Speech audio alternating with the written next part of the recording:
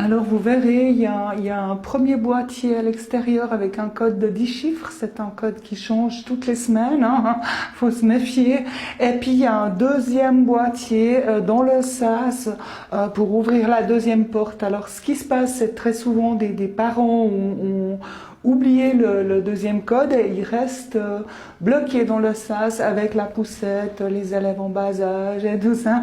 Donc il y a pas mal à nettoyer, des miettes, des briques de thé froid. J'ai vu sur les portes qu'il n'y a pas de poignées. Oui, alors ça, c'est pour des raisons de sécurité. Ils ont placé les poignées tout en haut pour pas que les élèves puissent ouvrir les portes. Ah, si. Mais s'il y a les feux à l'école, par exemple. Oh, bah, ma foi, il crame. Hein. Qu'est-ce que vous voulez que je vous dise? De toute façon, il y a beaucoup trop d'élèves maintenant. Qu'est-ce qu'on doit en faire, hein? Et puis, comme disait mon prof de grec quand j'étais aux études, hein, l'agriculture manque de bras. Donc, voilà. Ah, ça que je connais, ça c'est les vestiaires. Oh là là, non, alors.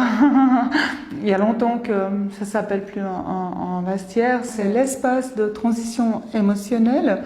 C'est là que les élèves apprennent à gérer le moment de séparation avec le référent parent.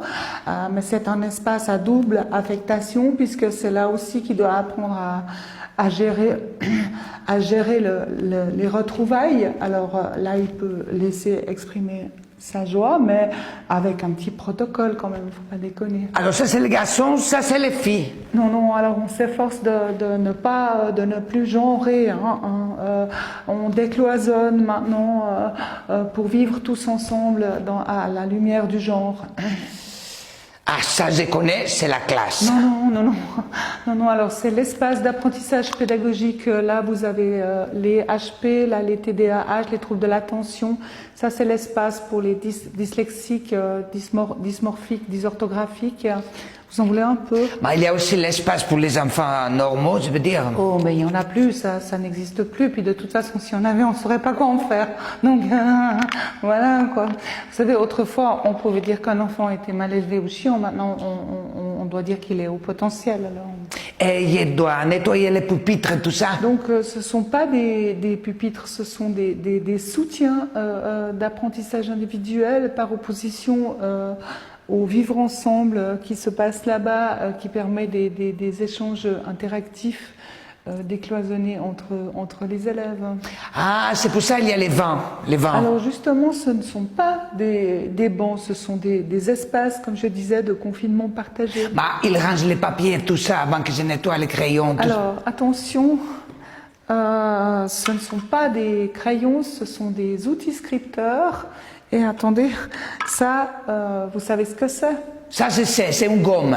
Et non, c'est un bloc mucilagineux. Ah. Voilà. Et les papiers qui sont là?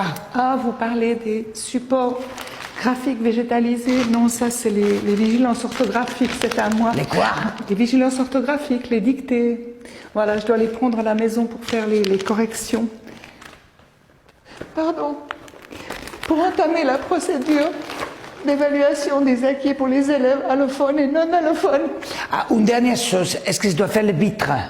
Non, alors il y a des nouvelles petites directives au département qui nous demandent de ne pas mettre l'élève au centre, donc je regarde, j'évite de les regarder dans les yeux, je regarde volontiers la porte ou la fenêtre, donc si les vitres sont sales, comme ça m'évite d'être distraite par les oiseaux, par l'activité des vertébrés bipèdes ailés. Ça, c'est la cafétéria, le réfectoire, je sais pas comment vous dites. Non, c'est l'espace diététique voué à l'éducation nutritionnelle.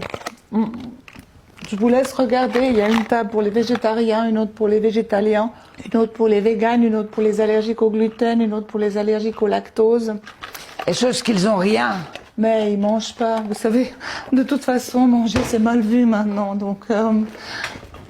Alors je vous montre pas lequel à poubelle parce que c'est un endroit qui me donne des angoisses terribles parce qu'il y a 78 contenants, il y a poubelle, il y a pour le papier, le PET, le feutre, la jute, la laine, enfin... Oh zut, j'ai oublié de vous montrer l'endroit où on crée de la vitesse, là, avec le tas de jeux non genrés, avec le référentiel rebondissant. La salle de gymnastique. Oui, yes. Bravo. Bon, ben, je crois qu'on a à peu près fait le tour. Vous pouvez venir mercredi parce qu'on a la sortie de cohésion. La sortie de cohésion, la course d'école. Ouf, si, on y va parce qu'on attend une petite autorisation du petit département. L'autorisation DEAO, DEGO, SESS 04. Vous allez visiter une usine del nucléaire? Non, on va voir les marmottes. Alors mercredi. Non, alors, quoi qu'il en soit, vous ne me verrez pas mercredi parce que j'ai une séance avec la direction tension ressources, j'ai un séminaire sur l'école inclusive et puis j'ai une formation continue, donc ne restez pas coincés dans le sas, hein. Tu sais, je suis contente quelquefois d'être juste femme de ménage. Hein. Non, qu'est-ce que j'ai dit? Pas femme de ménage, agente de nettoyage, technicienne de surface. On va rester coincé dans les sas. Bien, bien, on sort pendant que c'est encore ouvert avec les codes.